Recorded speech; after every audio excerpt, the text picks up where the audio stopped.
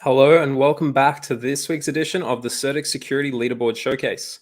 My name is Jesse. I'm your host for this series. In this showcase, I host a project for a live AMA where we discuss their work with CertiK, the Security Leaderboard, their project, and we throw in some live questions from you, the viewers. Our goal is to raise the level of security and transparency across the entire Web3 ecosystem. The Security Leaderboard, found at CertiK.com, is a free tool to help you safely navigate the blockchain world. It's one of the many tools in the CertiK security suite that secures the Web3 world. Today's featured project is Apeiron, a play-to-earn game leveraging NFT technology. Apeiron has undergone 3 audits by CertiK, which you can find at their entry on the security leaderboard at CertiK.com. Today, we've got Frank Cheng, lawkeeper and co-founder of Apeiron, here to tell us some more about his project. Thank you for coming on the show, Frank. Hi guys, thank you for having me. So honored to be here and speaking about security and audits with CertiK. Absolutely. Security is the main focus of this show. So tell us a little bit about Apeiron. What is it and how did you get to where you are today? Well, that's a really long answer, but I'll give a short one. So what is Apeiron? Apeiron is actually a god game and esports franchise that we've been developing for over 7 years now. And god games are, well, it was a popular genre back in the year 2000 with Populous, Black and White, Spore, those type of titles. You don't see a lot of them nowadays, but it's been my dream, so to speak, to revive them with modern technology. And the esports element actually came in, well, quite late as we try to reimagine and revamp this franchise without more and more elements that go hand in hand with the system. And then we also ended up in the blockchain because we originally developed on the mobile platform, but the free-to-play model and the freemium models actually were quite limiting in terms of the scale and size and scope of which Apeiron is going for. And then came blockchain, and we tried to integrate the tokens and NFTs into this system, and actually went very well. So here we are. As for how the road and everything that led to here, well, there's a whole another story in there. It's because we started 7 years ago, 30 people spending much of, well, almost a quarter of their lives in this project, and ups and downs, many crazy moments, but it was quite a journey. And now we're at a midway where we finally get to show the fruits of our labor, so to speak, very shortly. Our playable demo is coming up in Christmas, and we're about to launch in Q1. Very exciting times, and yeah, happy to share more with the world what we've been doing all these years. Yeah, it's exciting that you're launching so soon after 7 years in development. I'm sure 7 years in game development feels like a lifetime in the rest of the world. And interesting to hear that you're updating, a game type that's been around for a while with some of the latest technology, blockchain and NFTs and GameFi. I wanted to ask, so obviously an NFT game. How did you come up with the narrative and the lore around Apeiron? You being the lawkeeper of the project.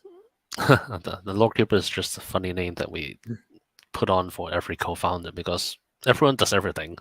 And so we don't really have the exact C-suite titles. So we come up with funny names. But in terms of the lore, I've always been fascinated with gods and mythologies and all those stories and outer space. And that's where we really began. And God game was the first genre that we come up with. It's actually very non-existent in today's world, but I just find it fascinating. And all the stories, if you look into it, a lot of them actually don't make much sense.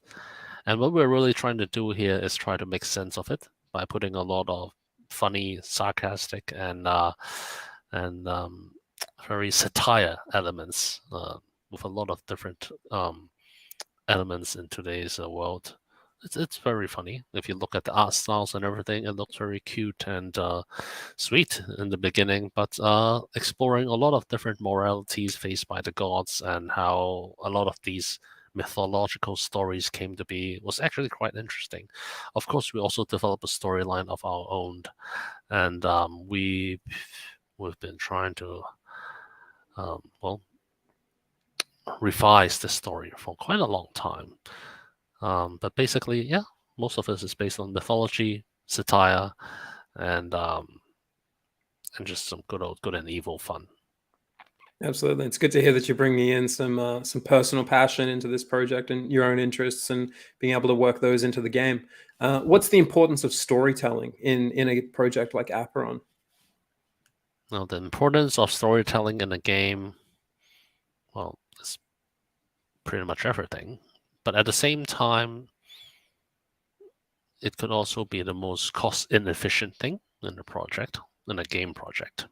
What I mean is, stories are great tools to attract users and to retain users in the long run. But ultimately, many gamers skip stories. A lot of them are in here for the gameplay elements, to win, to fight, to have a blast in the gameplay.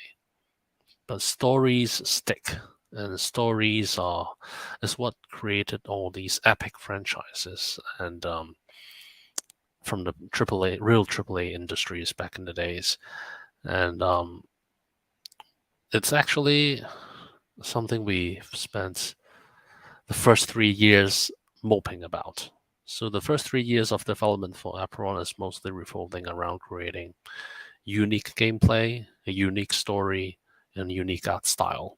We stumbled across various styles, artists, narratives, until we arrived to a version that we think can take on the global scene, so to speak. So for Apeiron, because we really want to go for the franchise route, we don't want to just create a game. We want to ensure that the core team and the team, and actually the whole team itself, can remain. Being in the entertainment industry, there's a lot of gig business where involved people come and go. It's always the common term that only the core team gets to say. We want to do something different and more sustainable for the team itself. So going for the franchise route where we only start with games, but we'll move on to other types of compatible games, to esports, to animation and movies as we expand the franchise, is what we've been planning all along. And as always, when asked with how we plan to drive adoption into the Web3, so to speak, we don't. Because I think there's a lot of great projects out there and platforms out there already working on the technology side. We only have to follow the best practices and work together with those projects. As a game project, our fundamental focus on driving adoption is actually to create great gameplay experiences and great stories. Creating a great game, a great movie, these have always been the best driving forces with which users adapt new mediums and new platforms. That's actually how a lot of people went to mobile games after seeing the movies, Netflix series, and then knowing that that's a game to expand their knowledge of the lore within the video games. And video games are great at lore building. So yeah, something like that. I like the way you put that. It's the story that sticks around after you've dedicated many hours to a game. It's the story that sticks in your mind, and that's what you're building. On the technology side, what are the benefits of combining gaming and blockchain technology? What does blockchain bring to gaming that you can't get in mobile gaming or more traditional ways of doing it? I wouldn't say it's benefits yet. I mean, it's still very early. We're definitely exploring very many new gameplay mechanics between user engagements and between the idea of user ownership of game items and how this can evolve to become a better business model or a better model for developers and users and players to work together to further games. Well, so what blockchain fundamentally offers is, of course, in my opinion, NFTs, the idea of play ownership, and the community-centric approach. Not sure if it's fully decentralized or decentralization really can work for games, but it definitely allows for a more direct line of interests being aligned, as both developers and users would want the value of the game, the NFTs, to rise. This gives rise to a new form of interaction and relationship between developers and their players. Not sure if this will be ideally a really good thing, and there may need to be a lot of testing and back and forth between the community. But this is definitely something new and really worthwhile to explore. And I think this is the greatest benefit, so to speak, for gaming and blockchain technologies right now. I'm not sure this is ultimately the future, or if it's more like a midway segment into the true evolution of game business models. But it's definitely an exciting attempt. As you see in Web 2, the gaming business models are evolving into the games as a service model with a lot of toxicity. And then on the blockchain technology alone, the NFTs and everything is not actually well received by traditional gamers. Well, actually, it's pretty more well received in Asia, but many traditional gamers who still despise mobile games also despise NFTs as well. But I do foresee that the two of them combined actually does make kind of a positive, because NFTs are great for player ownership and getting to the users, and this solves a big piece of problem in the games as a service model. But that is a whole different topic or another time.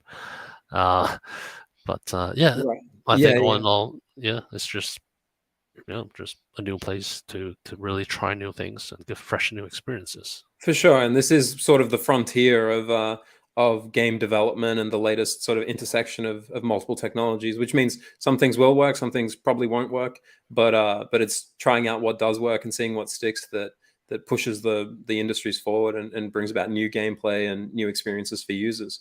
You touched on NFTs and like alignment incentives, giving users, a real share in the game and building that sort of connection.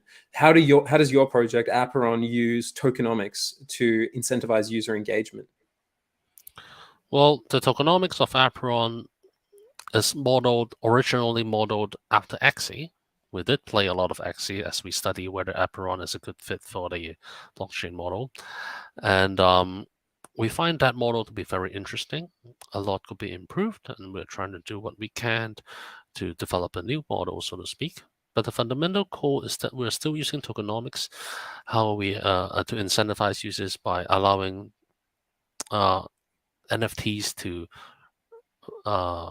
via gameplay for players to earn tokens, and using those tokens, they will be allowed to create or further enhance the NFTs.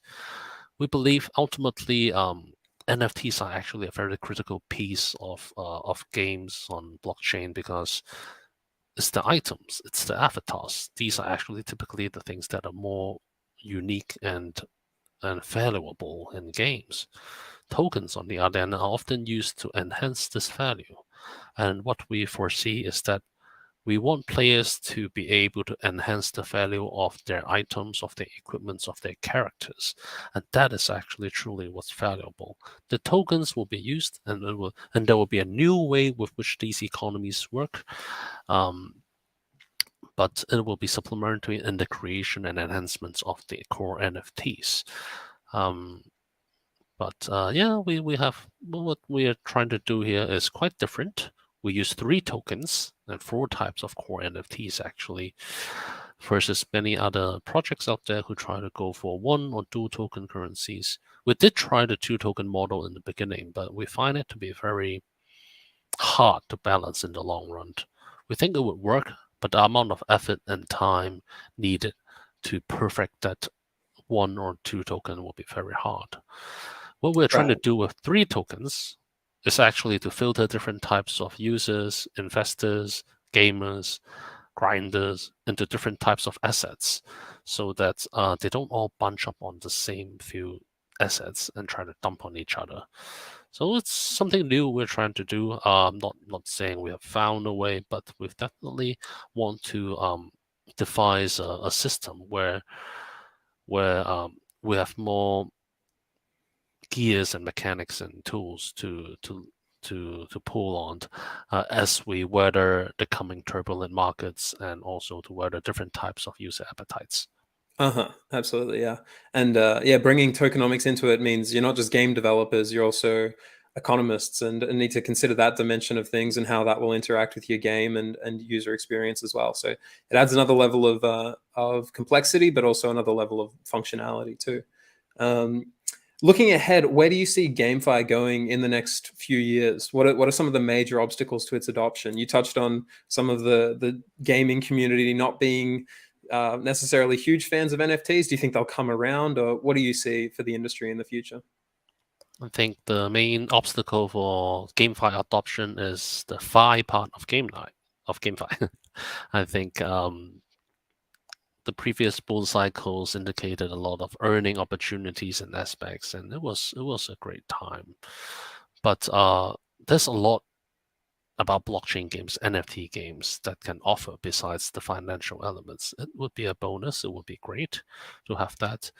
But the financial element is also a bane that disrupts the adoption element, because if everyone is just purely focusing on the earnings and financial aspects of the game, then they are stripping away from the core intrinsic value of what games are supposed to be, which is just fun gameplay experiences. And work and money and fun.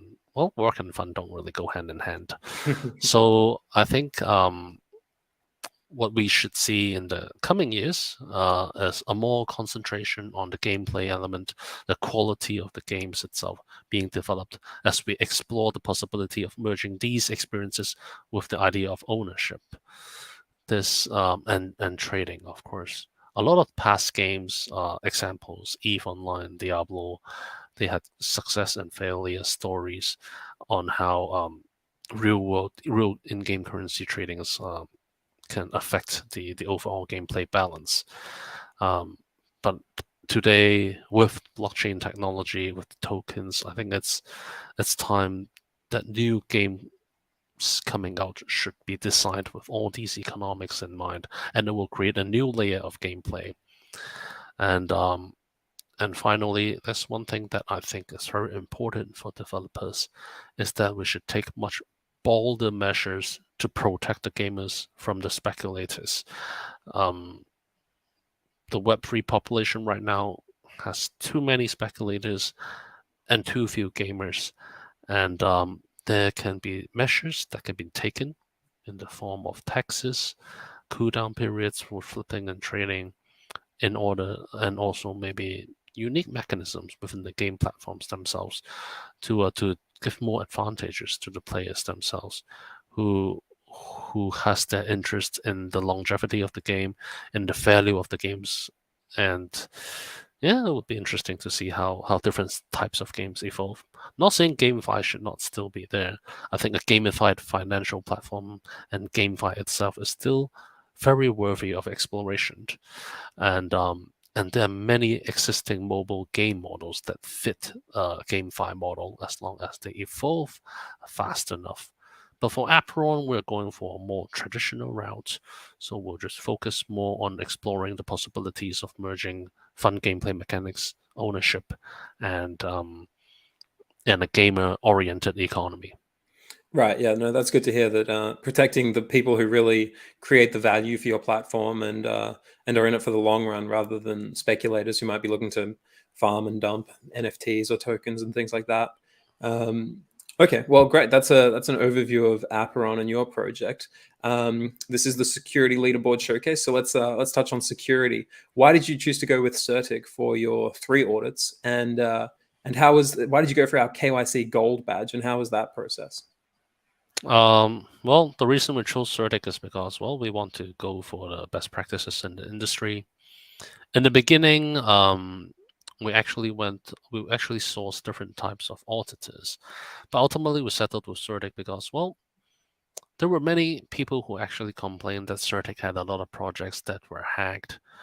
But to be honest, that's because CertiK has probably audited some of probably the most projects in the space, and we don't believe that technology can always be hacked. I mean, and there's no such thing as 100% hack proof. But with the amount of experience CertiK have, and obviously once we in contact with them, the speed and the professionalism is another thing. So we're pretty happy with it, and we stuck around and we continued to employ CertiK as our auditor. And so we're very happy with the services so far. It was very professional and on time. Right, And that's important. When you've got yeah. game development cycles, you want to get everything done, get the security side covered on time. Yeah, and yeah, and the response was great. So yeah, And the KYC, you have the KYC. highest level of KYC. Well, to be honest, it actually came with the package, but the KYC is, of course, well, I think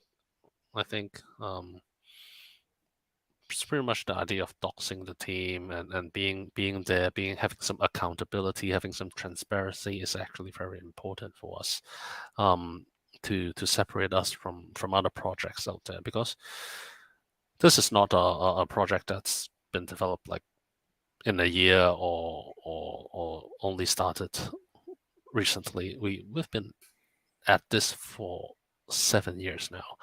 We're not trying to make a project that's going to go out for a TGE, raise a lot of funds, and then have a life cycle of maybe six months to 1 year. We're actually really trying to build a franchise here. Our vesting period for our own team is almost 8 years, because we really want to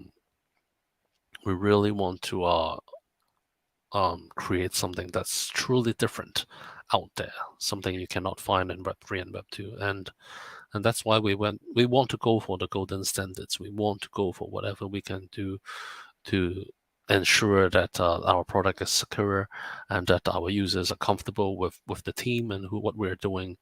And that's why it's CertiK, that's why the gold badge, that's why it all helps. And I think our community really appreciates that, and we have one of the most duty and funny community in the space, and they're still very engaging even in these markets. So yeah, we did do something right over there. Yeah, and that KYC gold badge really is the gold standard, and it builds trust with your community that you're in it for the long haul, and it gives them the confidence that they need to stick around and commit the hours to your game that like leveling up requires. So that's good to hear. Let's turn now to some audience question submissions. So you mentioned the crypto winter. We've got Twitter user Aaron P asking, many projects are not necessarily enduring the crypto winter. What's your plan and your approach to make sure that your game sticks around and is ready and playable well into the future? Actually, what we're going to do is, because we've been in development for so long, we're pretty ready. But of course, during the winter phase, I think it's more important that we test the product. So we'll still launch the game early in Q1 while everyone is building, because I think the true and best practices is to, test balancing. A major part of Apeiron is on the battle equation. The battle side is where we want to focus on a lot of esports elements and even host esports events. So we will launch our battle version out in Q1 and have all the users come into the ecosystem and help us do the balancing. We'll battle well, we'll host tournaments, we'll continue balance, and then we'll also launch a limited amount of tokens so that we can see and battle test what our projections are like and how we can pivot. I think one of the main things that developers can do is that they can either hunker down and build and polish and watch their burn rates and run rates. But for projects at a more later stage like us, I think we can really go out there and test the markets and see what the product is like. Because for me, staying mobile and being out there is actually, it's sort of like sailing, where if you want to steer, you have to maintain velocity. And I think the best way for us is actually to engage the users, the crowds. As limited though as it may be for the Web3 crowds, it will still be much needed data and experience for the team and the community itself. And opportunities are made in these times as well. So Absolutely, yeah. Yeah, for sure. We've got Joe Boy 5553 asking about engagement and getting started with Apeiron. He says one of the drawbacks of some play-to-earn games is that they require a high initial investment to get started. Will Apeiron? Can you get started with a small investment? Do you need to buy any tokens to get involved? How can users get involved, and what does that require?